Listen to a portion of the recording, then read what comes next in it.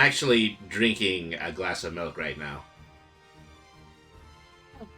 Nice. I was just trying to decide, what would it be? What would I actually want for dinner? Because I anticipated having a day off, so I ordered a pizza for lunch, and then just immediately after I ordered the pizza, I got called into work, and so I had to, get the pizza takeout and then take it with me to my job. And I set it over there, like on a counter that had some trading cards into it, and then I just work with several customers until I can get a free moment. Then I can open up the pizza box and then just start eating. Hmm. Macaroni and cheese? Macaroni and cheese. That's trendy these days, isn't it? I quite honestly, I don't Yeah. see the point. I don't see the point in macaroni and cheese pizza. I mean, maybe it's a little bit Wait, easier what? to do I thought you that. were saying. Wait a minute. I thought you were saying like what you should have for dinner since you've already had a pizza. Oh, okay. So you're making a suggestion. I probably should have had Yeah, macaroni I and was cheese instead. suggesting. Eh, I don't know. But like you Maybe could like. maybe it's complimentary. I don't know. It's to say that after I had a whole pizza, I was still craving dairy, so now I'm just drinking a cup of milk. Yeah, well, cheese is still like pretty much dairy, Yeah, pretty much. so Uh, it's funny the way that the body works in that way. My body is essentially. trying to tell me something about nutrition, but I don't know specifically what. I mean, it wanted dairy, Plus, why but would you without the even care? cheese. Who knows?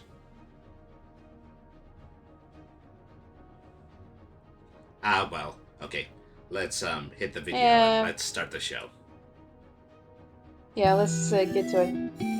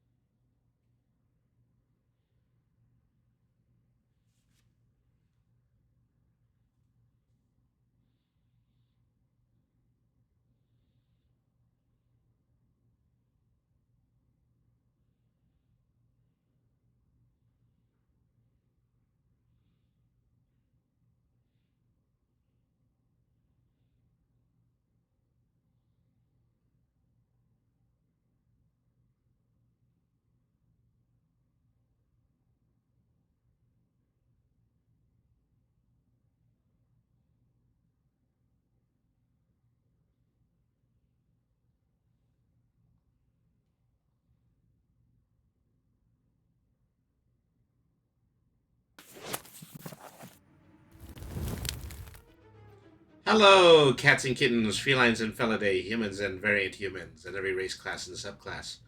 Welcome to another episode of Ready the RPG Cat.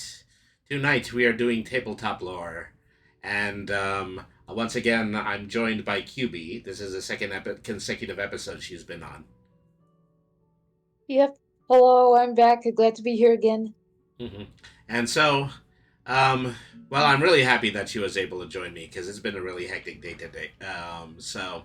As everybody knows, IRL. This is your IRL, fourth wall breaking immersion type moment. Is that everybody knows that I spend my days working at a local comic book store, and I actually do a streaming show for them as well. And so I was on at 7:30 a.m. and I was just doing a stream where I was unboxing Pokemon cards. And I put on the dog a little bit with this one. Is that I actually put on some cosplay gloves and some cosplay gauntlets, which are exactly the same as the one that the VTubing character works. And if you want to see the replay for this is all on facebook.com/Hecklar the Jester, by the way. Um, so I finished that up. I said, well, what am I going to do for the rest of my day off? My first thought was, well, I'm going to order a pizza. And so we were already talking about this over the intro. I ordered a pizza. A minute afterwards, my supervisors sent me a message asking me, "Can you come into work?"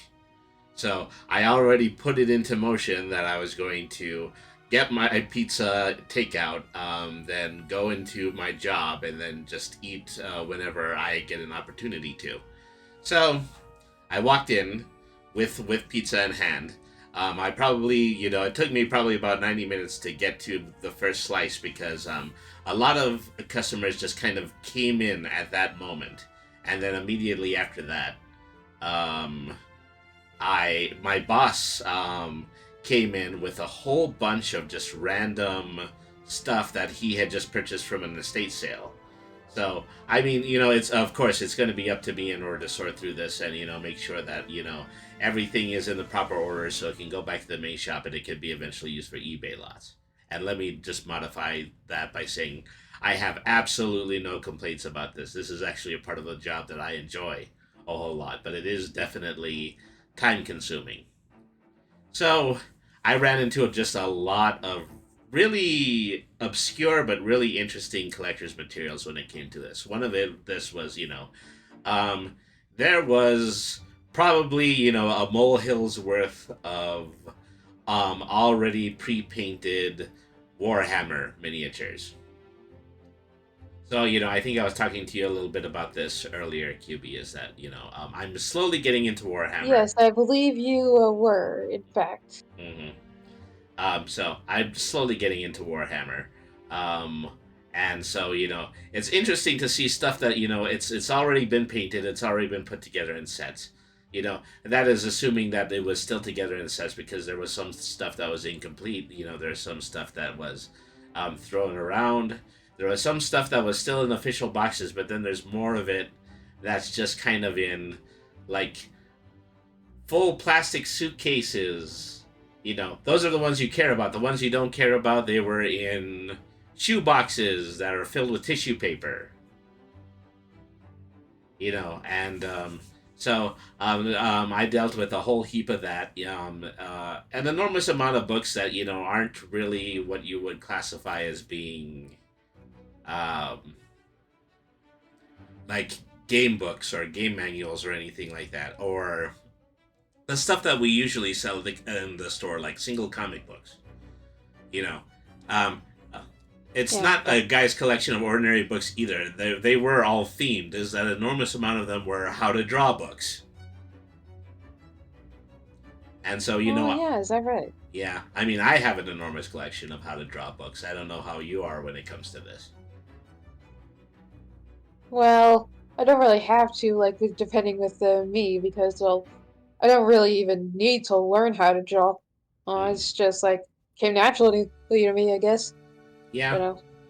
and so eventually, you train yourself to trust your own instincts more than you would um, a whole bunch of art books. But nevertheless, I've amassed a whole bunch of art books over the years, and this person had as well.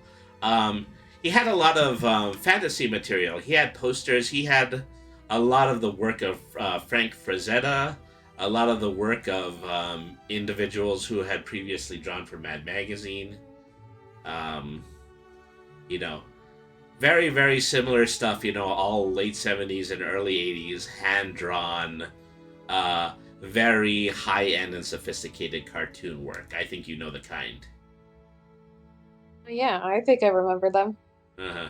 I mean, so I'd already mentioned Mad Magazine. Is that that Mad Magazine artists in the 70s and 80s, they were all over the place. They were in Playboy, they were in model kits. And speaking of model kits, yeah, there was a bunch of model kits. Um, some of them, yeah, once again, all sorts of varying qualities. Some of them that were complete, some of them that were incomplete, some of them that were opened and already semi-completed, some of them that were cut out of the sheets and then just left alone afterwards. Um, and particularly the only thing notable out of that was that there was a set of like six wacky surfer cartoonish model kit sculptures, and they were still sealed and they were still in the original package. So that works as a collector's item. You know, Otherwise, nobody would Oh, buy your nice. model kits. Nobody would buy your model kits. Yeah, it pretty much depends, right? A couple of gunplas that were literally came from Studio Ghibli movies. Hmm. A gunpla of Howl's Moving Castle. That sticks out in my mind. Oh yeah, I remember seeing that movie. Mm-hmm. And yeah, so just all sorts of these random bits and bobs. Lots of board games. And pretty significantly about the board games is that he also had a whole bunch of just these itty bitty little paperboard board games that were based on actual historical events. Like literally, it would say the Oh War of really? 1812 on the box, and it would have no miniatures. It would have no ephemera of any kind. It was just icons on top of What? cutout sheets of paper. Yeah.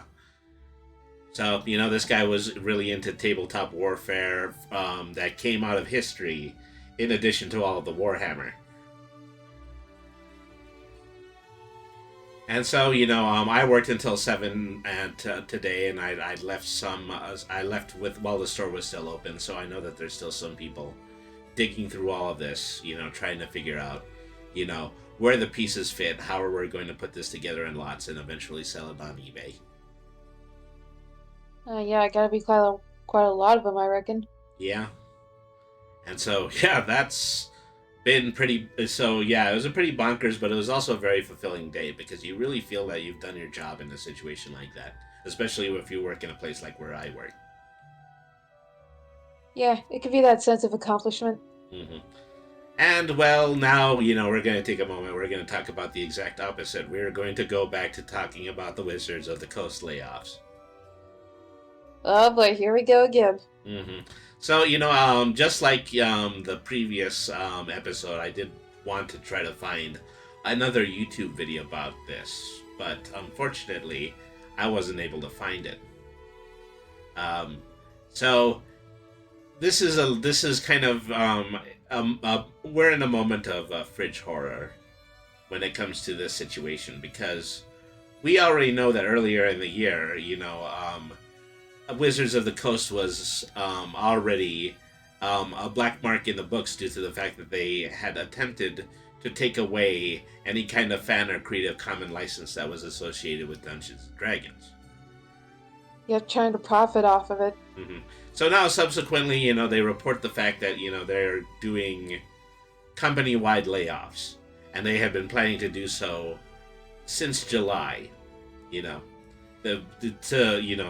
to really put the icing on the cake is just the fact that they made the plans in order to conduct these layoffs in July, Yeah, there and was they being wanted for them. Yeah, quite a while.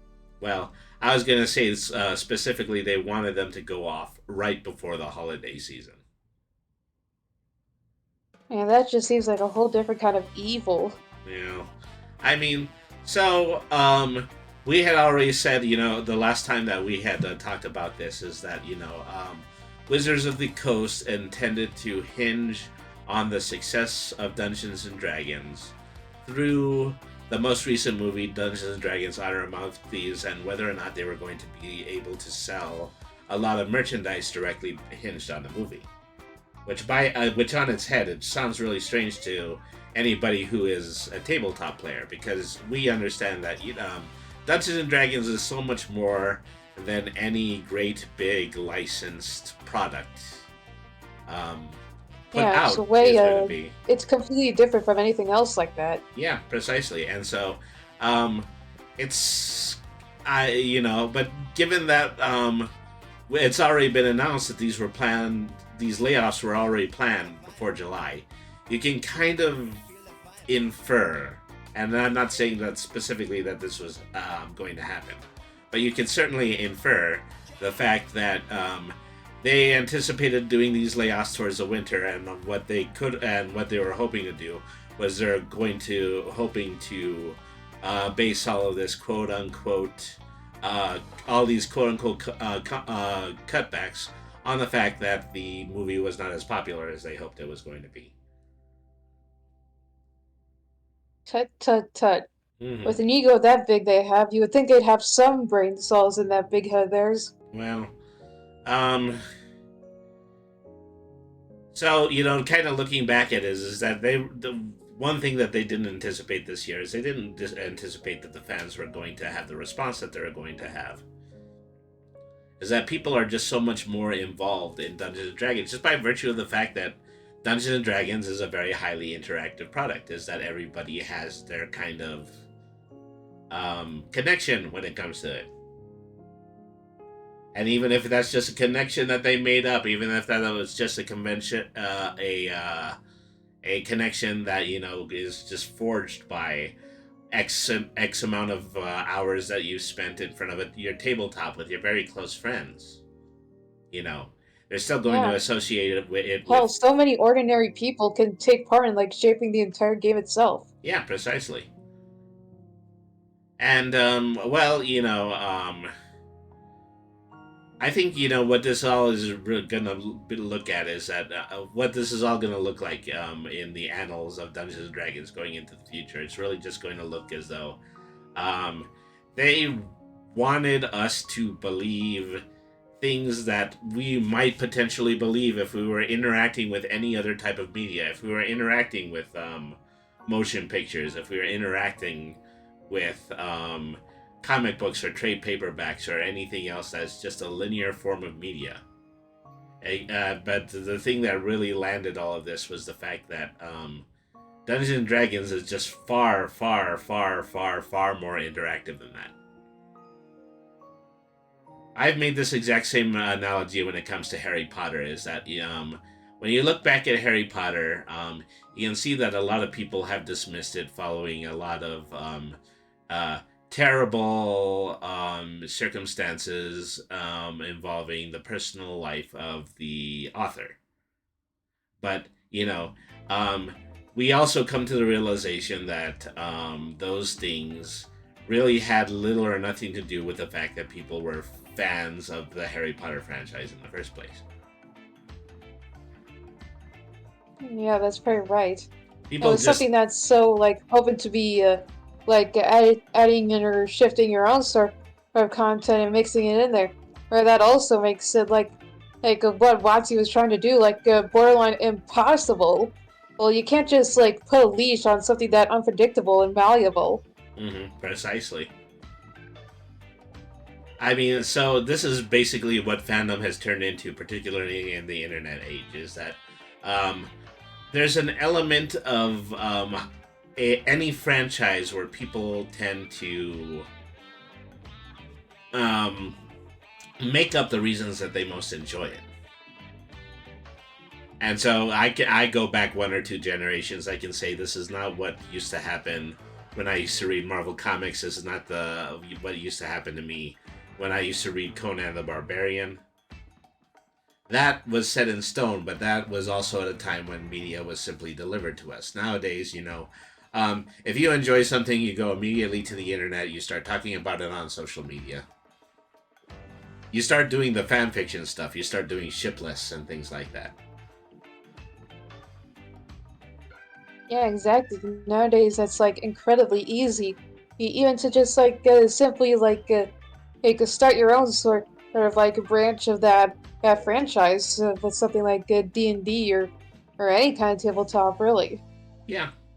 And so, I mean, we've got things like we've got franchises that have very little actual media currently attached to them, like Has Been Hotel, or the Amazing Digital Circus.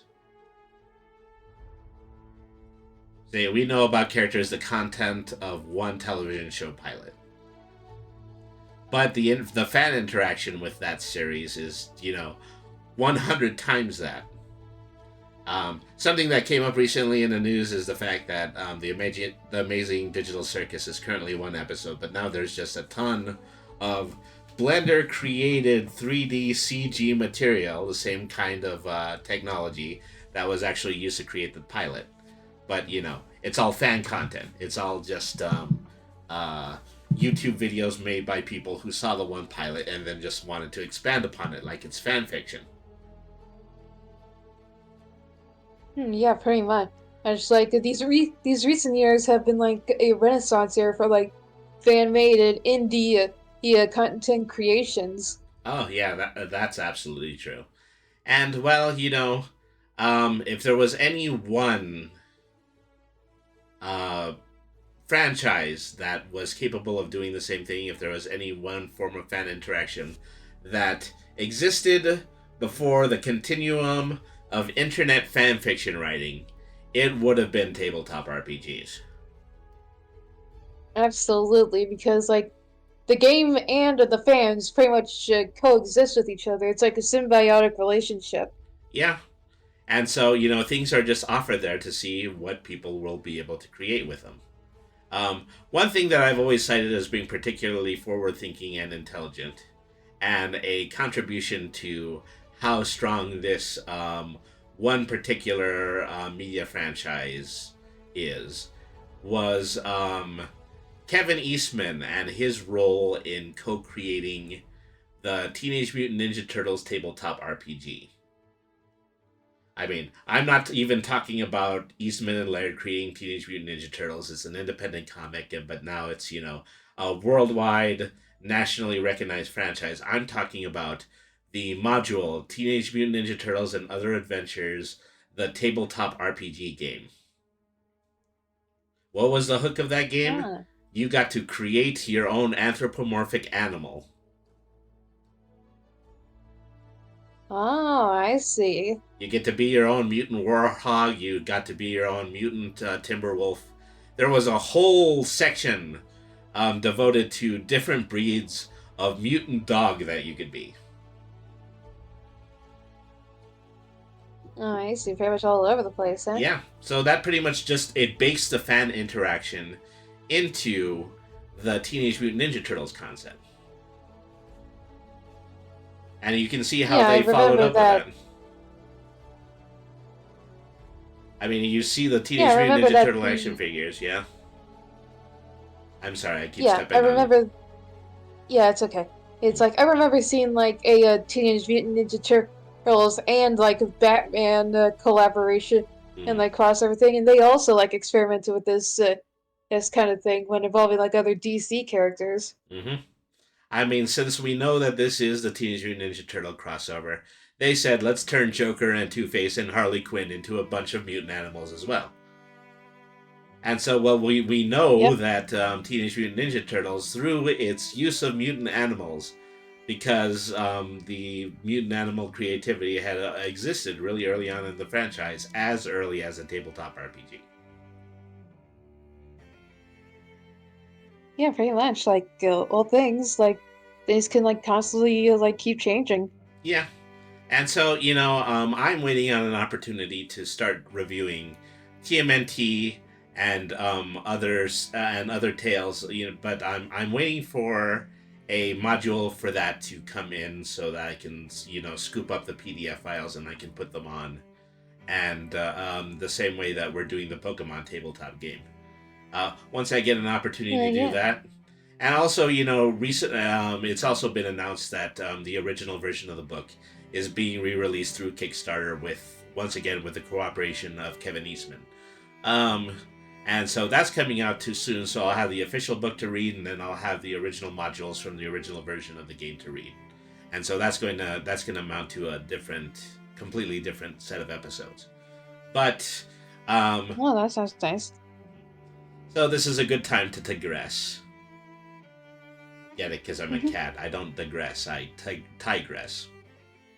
And we're going to go on. Yeah, we're going to talk more about Pokemon Tabletop United, which, in the spirit of the classic TMNT tabletop RPG, this really just kind of takes the existing fan property and expands upon it in respect to what the fans most want to see out of a tabletop engine based on Pokemon. The page we have open right now. The fans can create quite a lot of amazing things when they really have the time or resources and the passion. Mm-hmm. So, we've had this one Chapter 3 page open for a very long time, and it's just a really, really great piece of fan art that, involves, two rock Pokemon traders playing in a rock band surrounded by rock Pokemon.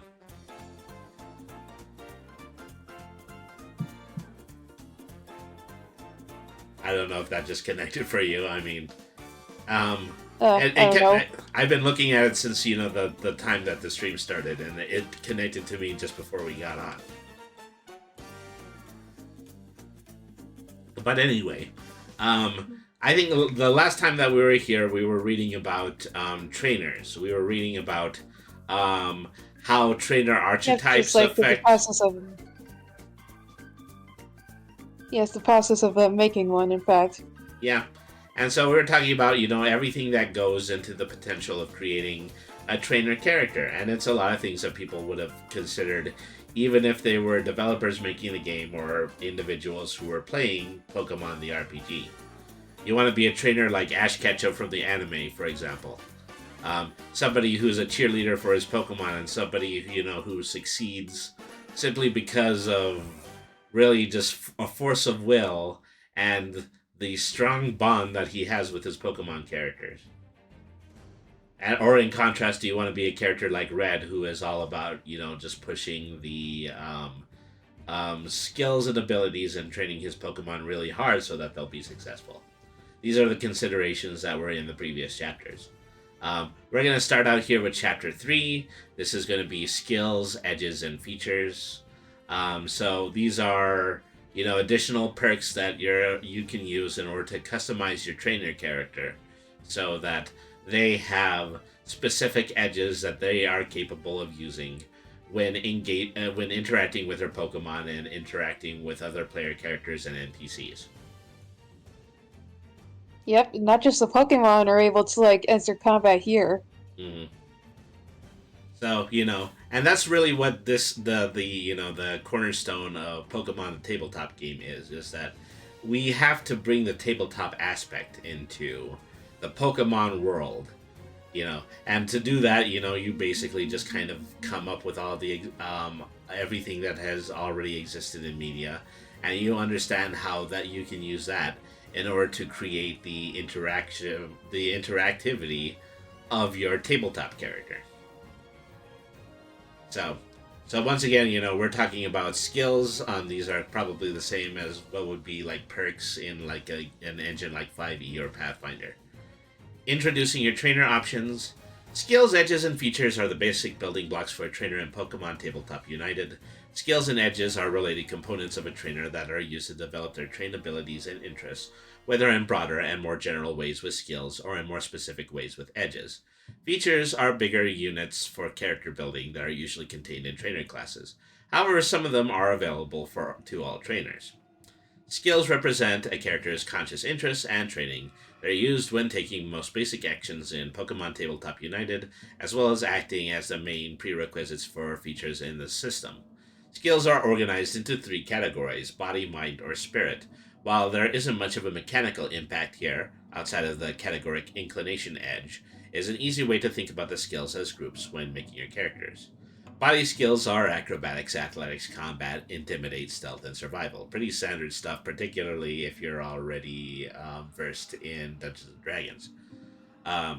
Mind skills are general education, medicine education, occult education, Pokemon education, technology education, guile, and perception. And then spirit skills are charm, command, focus, and intuition. Look to the following pages for a more detailed write-up of each skill, including their various uses, common situations where each skill is tested, and the edges that are associated with each skills.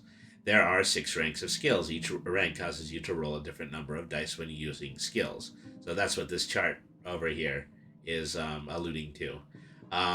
A rank number 1, considered a pathetic rank, gives you a dice roll of 1d6. We've already established that this is an all d6 system.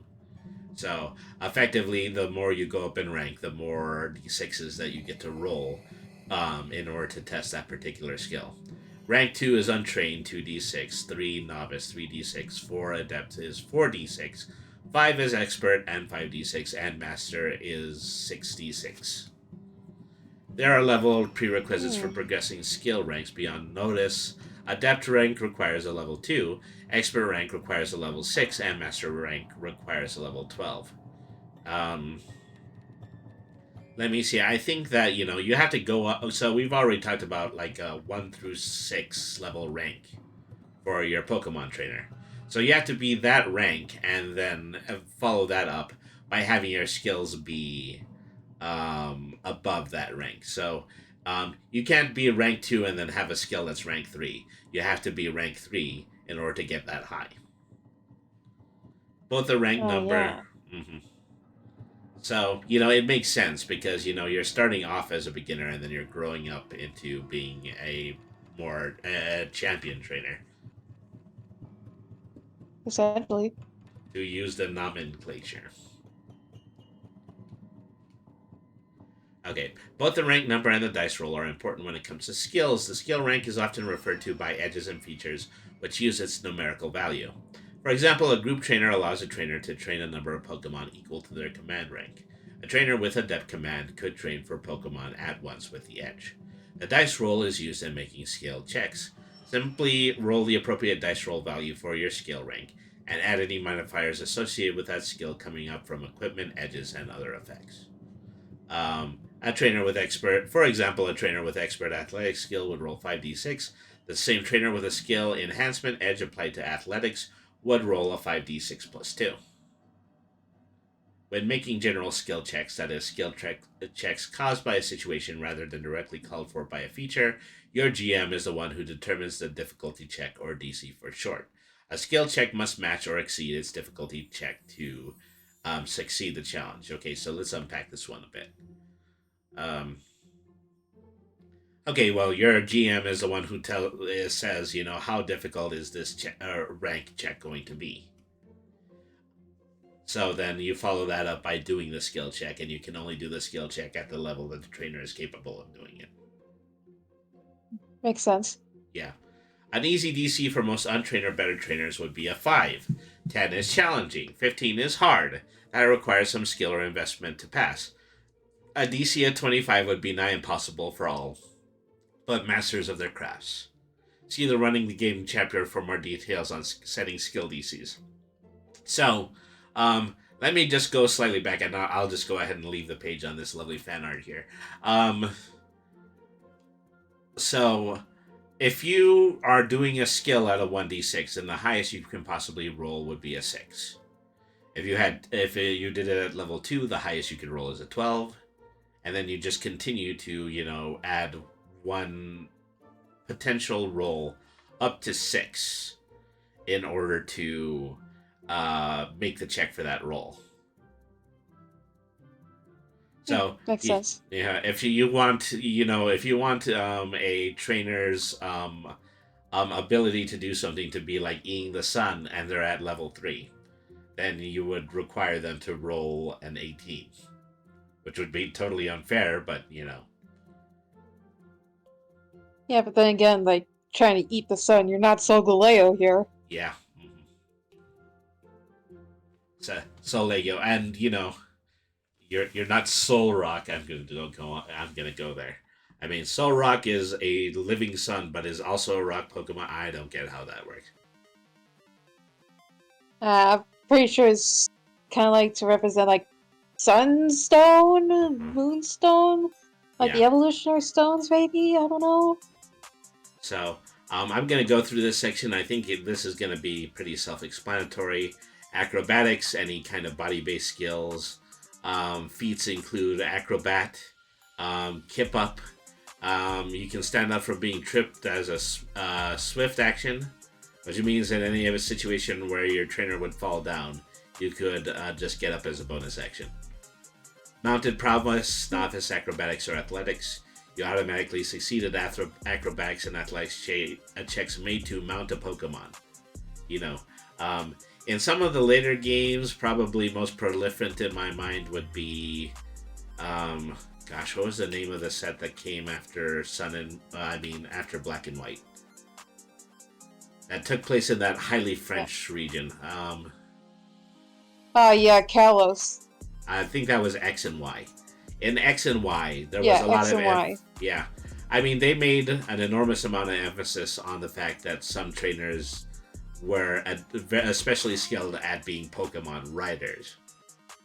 People who rode around on their Rhyhorn or their Mudsdale or I remember one of them is just being like carried around in two of Machamp's arms, Mm. like someone like holding a baby or something.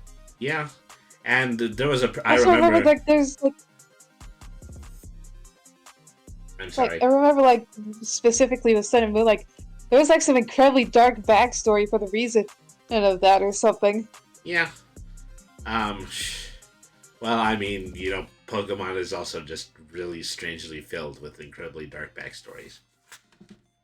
Yeah, I mean they could show you like a picture of like a living balloon and like the Pokedex will say, "Oh yeah, this thing kidnaps and eats children." Hmm. So this was a really, really zany one. I think this was from a season one episode of the anime, where there was just an enormous Pokemon race, and among the participants was a guy who was just really good at balancing on top of his electrode. Oh yeah, I remember that guy was just T posing like on top of the electrode. And then just, yeah, you would see his legs blurring as he was clearly running backwards in order to keep up with whatever rate that the electrode was rolling. But he And eventually got since eliminated. Electrode has a pretty fast speed stat, I imagine that he'd be even more like skilled at doing that than other like Pokemon riders. I mean, like you're like a riding a large sentient bull that's Mm. capable of like going like so fast they could probably roll over water. And well, that was eventually his downfall as well, because he eventually got eliminated from the race after rolling off of a steep hill, and then his electrode exploded afterwards. Oh yeah, poor guy didn't turn, and the Electrode just had to self-destruct. Hmm. All right. Well, throwing masteries increase the throwing range of your Pokeballs, ranged weapons, and other small items by 2. Because this is a tabletop game, and you do have to actually check in order to roll your Pokeballs. Um, Wait a minute, other weapons? Does that mean you could realistically throw a Pokemon at somebody? well, I mean, so if you know a game like Pokemon Snap, people are always doing things like throwing Pokemon bait, throwing pester balls, whatever they're doing in order to get Pokemon's attention or to feed Pokemon or XYZ. Um, the Safari Zone from the Blue and Red games, that's also an example of this. Yeah, all that stuff like bait and rocks, but also like could you imagine like throwing your Honedge at somebody? Hmm. That's like throwing a miniature sentient sword. Uh-huh. You pick up a rock, you throw it at the Pokemon, it turns out it's actually a Geodude. Sometimes people can't tell the difference. That was the whole power plant bit in Red and Blue. Oh yeah, like I remember in the anime, like sometimes if some like in the earlier seasons, like if somebody picked up a Voltorb and they didn't know, it would turn around, it would show its face, and just flat out explode in their hands. Pretty much. Okay. And finally, for acrobatics, we have Wall Runner, run on vertical surfaces, both vertically and horizontally, for up to your acrobatics strat in meters before jumping off. Parkour! Okay, so Pokemon anime levels of dodging stuff. Uh-huh. Well, speaking about people who have insane amounts of athletics, here's some fan art of Team Rocket. Oh yeah, Athletics, Team Rocket has to have like the highest athletics, the highest amount of athletics imaginable if they're able to survive while they're blasting off, uh-huh. just landing in random locations. Not to mention that everything that they do leading up to the point when they are blasted off. Yeah, which mainly involves some kind of explosion, sometimes like mainly involving electricity. So, athletics is a body skill, represents physical training and endurance developed through sports and exercise. Characters with high athletic rank tend to be very active and either spend time training their physique or have physically strenuous occupations. Athletic initiative allows you to learn the move agility. That's a trainer that has the Pokemon move agility. Mounted prowess allows you to automatically succeed in an acrobatics and athletics check made to mount a Pokemon. Well, okay, I think that was the same thing as acrobatics. Um, you know, you can use either your acrobatics or Be fairly athletics sure. to get in the saddle of a Lapras. Uh, Power boost increases your power capacity by 2. Swimmer allows you to gain +2 your swim speed and stamina. Whenever you take a breather or take massive damage or a critical hit, you gain temporary hit points equal to your athletics or combat rank after the triggering action has resolved. Maybe that's what Team Rocket is good at. They're good at, stopping and taking a rest when necessary. Yeah, like I remember in Sun and Moon they kind of built on like the fact that they're like somehow surviving blasting off is like Beware like coming out of nowhere and catching them. But like then again, I'm fairly sure Beware's arms are just like complete solid muscle. Like there's no fur there anywhere. Or even if there was, it would be like really thin. But still, like if Beware's hugs is enough to just crush in somebody's spine, and like you just stepped on a toothpick, like Mm-hmm. then I'm fairly sure like there's got to be something there that keeps them from like not getting either squished or crushed, or just like getting done in by gravity. Yeah. So, yeah, that's getting yourself very highly skilled at endurance. What you have to do Plus, if like you pick, doing Sun and Moon, like what? um, I mean, imagine if you were the person who actually picked Charizard before you went up against Brock. Ooh, yeah. Yeah, you have to compensate by getting your levels higher before you go up against him. Yeah, you gotta compensate something, or like do whatever Leon did by teaching his Charizard energy balls somehow. Hmm. And if you ever played Yellow, you had to start with Pikachu. Yeah, you always did. Okay, combat body Yeah, skill that not really a represent. good plan when like 90% of all the rock, if not all the rock types, like the first generation games were also ground type. Hmm. And all the Pokemon you're about to catch up until that point would have been normal. Yeah, or that, or like just some bugs, maybe a couple random birds you found. Hmm. Everything that would be weak to rocks. Hmm. Okay, so combat is body skill that represents training in physical fighting and specialized battle techniques. Combat can represent formal schooling in unarmed martial arts, weapons training, or simply good street fighting and brawling. Um, Let me see. Not surprisingly, most uses of the combat skill take place in battle. Specifically, combat is tested when performing certain combat maneuvers, including pushing, tripping, grappling, and disarming. Having a high combat skill also improves the damage and accuracy of a character's struggle attacks. That is to say, combat has no use outside of battles. Opposed combat checks can be used for two characters, grabbing at the same item, or trying to push each other around without trying to seriously injure one another. One can also make use of the combat skill in martial arts performances or to break down obstacles with brute force. Um, Basic martial arts prerequisites novice combat. You can learn the move Rock Smash. This, once again, is a trainer, not a Pokemon, using the move Rock Smash. Um, Wouldn't that stab. just like break your hand? Like I'm fairly sure like something that would be like if you're not like using some kind of tool or something that would like really hurt. Haven't you seen like a lifetime of martial artists doing brick breaking demonstrations?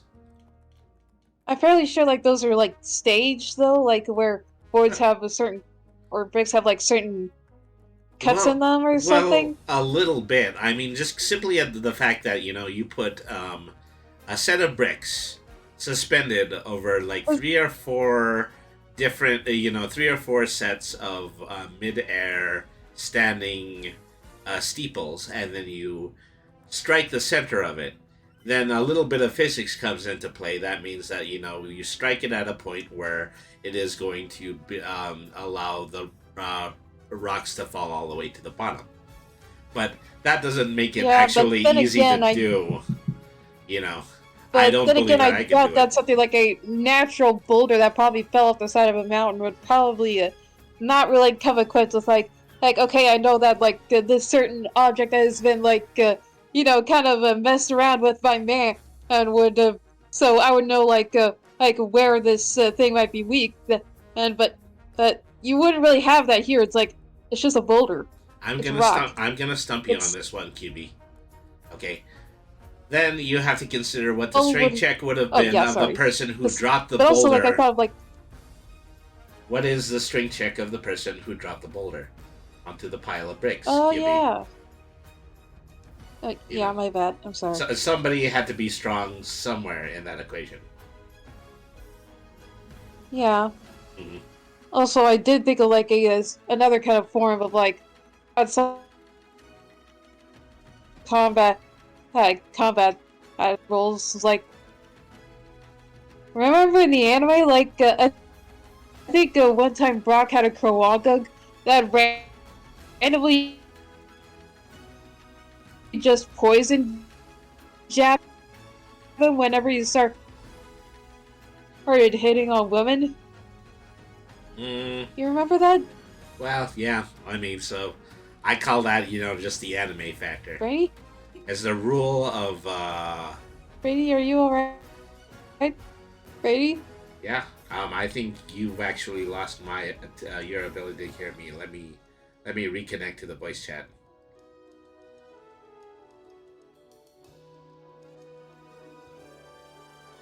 Uh, Small technical difficulties, people. All right. Hello, hello.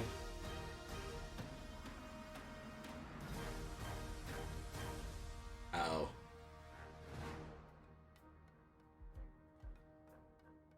Yeah, okay. Regrettably, I think I lost my sidekick to a bit of Yeah, connection time up. issues.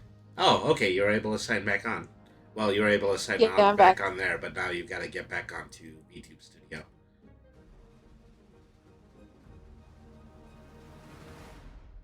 Yeah, hold on. Let me just get back. Mhm. Yeah, sorry. So sorry about that. So I'm gonna see just if you can actually make it back on your own, just to be absolute. Okay, there you are. There might have been a situation there where midstream I would have needed to open up the menu, and I don't want to do that because I might risk I giving think that away might have something been on my personal. end. Like, Yeah, connection's a little bit different over here. yeah, and so that's basically what happened. You just eventually fell off, but we're back now. We don't have to So, worry like, about that. my bad. Hmm. I mean, it's not your I'm fault sorry. either. It's just your server timed out. Okay. So yeah, so these are we're gonna go through just some of these very quickly. I mean, intimidate obviously, um, stealth obviously. Um, so just out of curiosity, okay, what are the Pokemon abilities that people can learn? Um, you can um, you can learn the move Jack, Leer. Oh, I'm sorry. There hold she. on. Yeah, I'm yeah. so sorry. I mean, I can still hear you, but you fell off of YouTube Studio again. Yeah, let me just. Mhm. Oh, yeah, look, I'm so sorry. Like, I had kind of like out of town. Oh, like in different realms. Like, yeah, jeez, I'm so sorry for the troubles. Yeah, don't worry about it. These sorts of things happen when you're doing anything live. I mean, as a rule, Okay, among VTubers, I'm back. we talk about just the sustainability of scuff. People know that of some in one place or another, These yeah, things. these things are going to fall off in just that way. So we never give anybody a hard time about that. That is the VTubers code.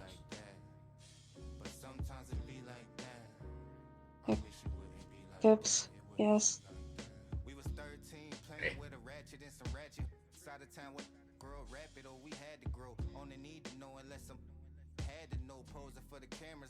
Okay, so anyway, intimidating Pokemon trainers, no Leer.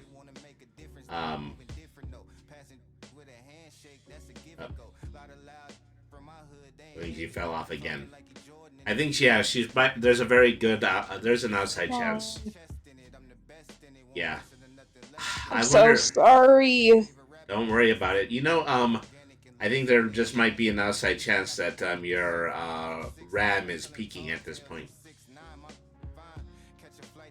Oh, really? That could be. Jeez, like. Well, we'll see if you can stay on this time. If you don't stay on this time, um, you might consider just staying on voice and not bothering with YouTube Studio anymore. Oh, jeez, I might have to go. Like, oh, this is just. Yeah.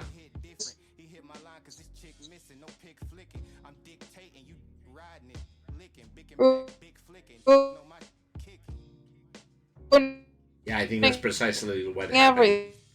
Everything. Yeah. Hang on a second.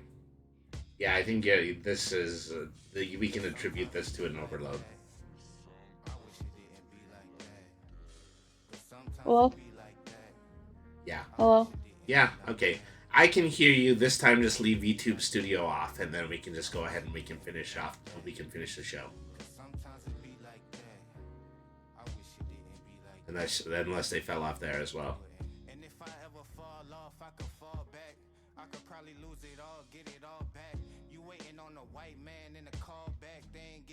We took it, now what you call that?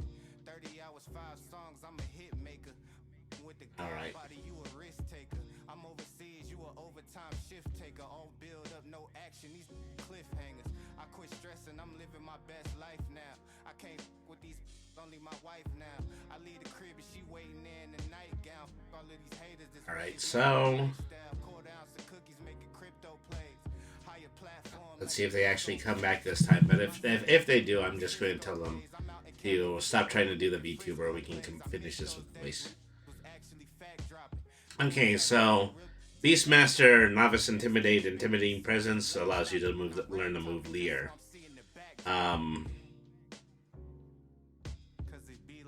Let's see. Stealth. Stealth is a body skill that represents the character's ability to hide, sneak, and generally move and act undetected. Sneaks tricks, you can learn the move Astonish.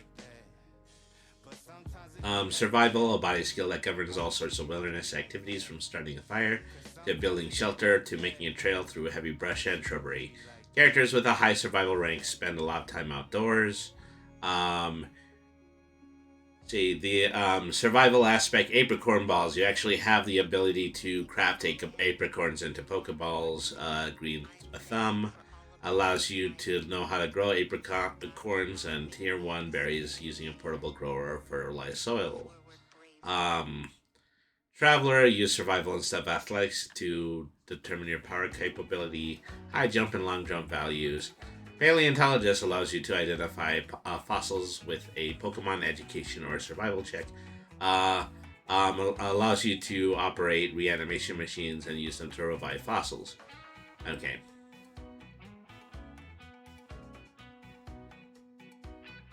So, okay, hold on just a second here.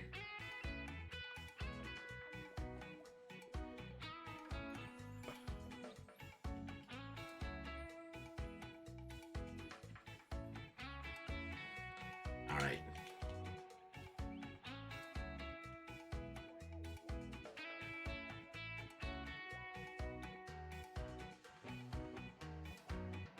Oops, did something just happen in my end? Oh, no. Well, it's simply that I reduced the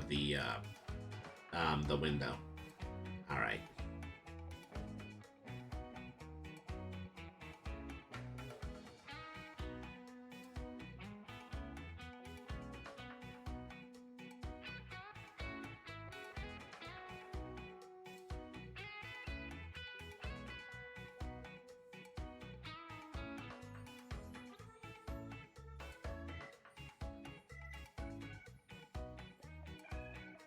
Okay, well, general education, that's a nice perk that we're discussing.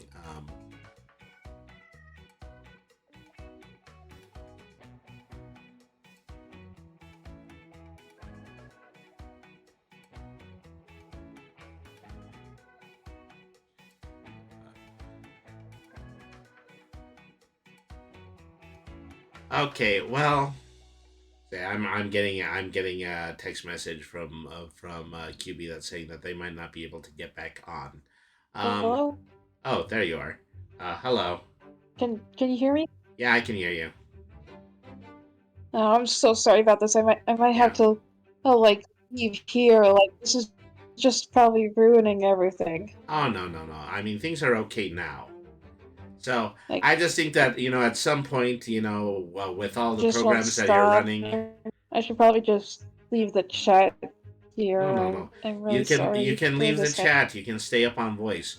It's just something that you did just made you peak your RAM, and that's why you're having a difficult time running both of the programs together. Uh-oh. I think this might be worse than I'm surmising it to be.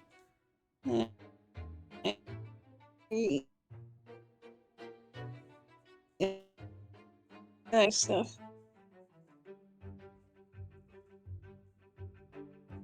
Yeah, you're starting to break up a little bit now.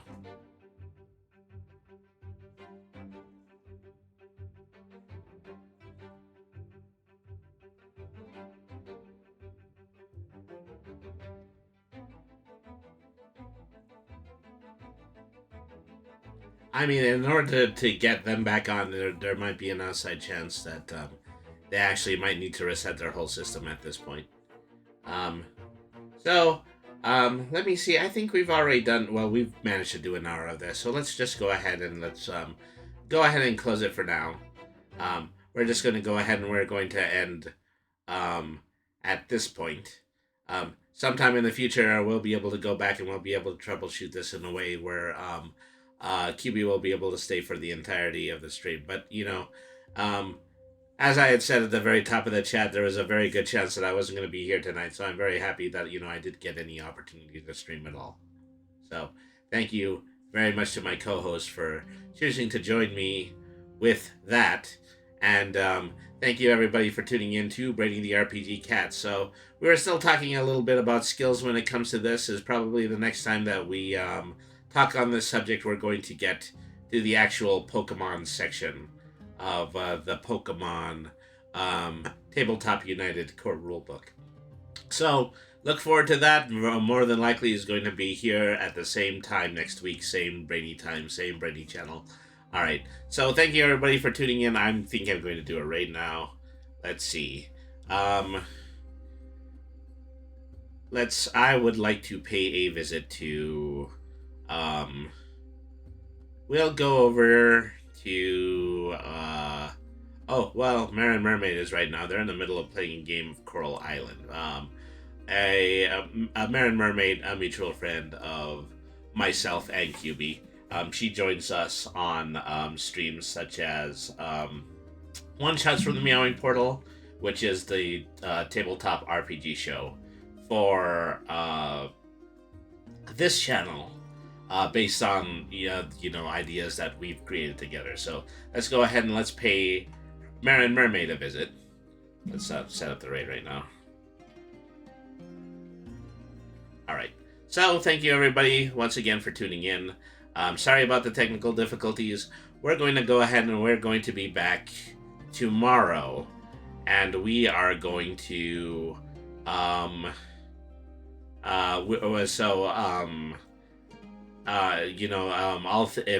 assuming that I'm going to be here tomorrow evening, we're going to be back tomorrow, and we're going to be doing some updating of the official lore wiki. So please tune in for that. Thank you everybody who turned into the show. Remember, BRANY means smart.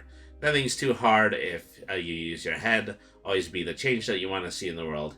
Have a good night, everybody, and thank you very much for watching.